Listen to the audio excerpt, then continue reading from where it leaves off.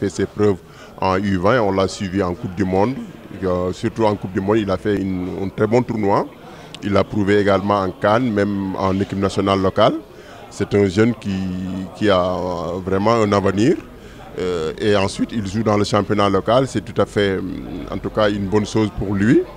Et ça montre qu'Aliou Cissé également a ouvert la porte aux joueurs locaux qui pourraient être dans l'antichambre de la sélection. Baba Thiam et Naby Sarr qui jouent en Angleterre à Charlton, c'est des joueurs qui ont fait leurs preuves. Naby Sarr qui a joué en équipe Espoir France, et c'est un joueur qui a d'excellentes qualités, un défenseur. Il fait partie des gens pour qui nous pouvons avoir beaucoup d'espoir, parce que depuis un très bon moment, on voit que dans l'entrejeu, on joue un peu sur la polyvalence. Autant pour moi, dans l'axe central, on joue sur la polyvalence des uns et des autres. S'il y a des blessures, c'était le cas pendant la CAN de Salif Sané ou bien la suspension de Kalidou Koulibaly.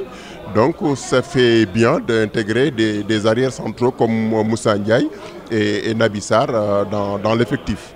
Le cas de Baba, qui est un joueur polyvalent, un attaquant, excentré aussi, il peut jouer. Et ça peut être aussi une bonne chose, ça peut être une solution de rechange. Naby Sarr, je l'ai connu quand il était à Lyon, ça fait longtemps. Hein. Moi, je l'avais perdu de vue carrément. Baba Thiam, je ne le connais pas. Moussa Ndiaye, c'est une très bonne nouvelle pour le football local sénégalais. Je pense que oui, c'est une occasion, c'est un signal fort pour les joueurs locaux que l'entraîneur national pense à vous.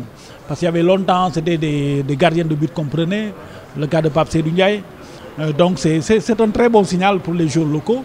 Maintenant, Baba Thiam, il joue en Turquie quand même. Le meilleur attaquant sénégalais, le meilleur attaquant en Turquie, c'est un Sénégalais qui s'appelle Papis Demba Cissé. C'est vrai qu'il a 34 ans. Je pense que si on doit appeler quelqu'un, c'est peut-être Papis Demba Cissé, pas Baba Thiam.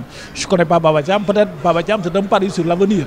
Or, un peu Papis, on peut penser que c'est un peu le passé.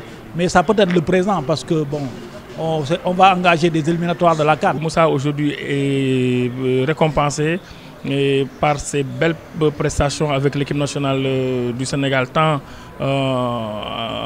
lors du tournoi de l'UFOA que la double confrontation contre la Guinée.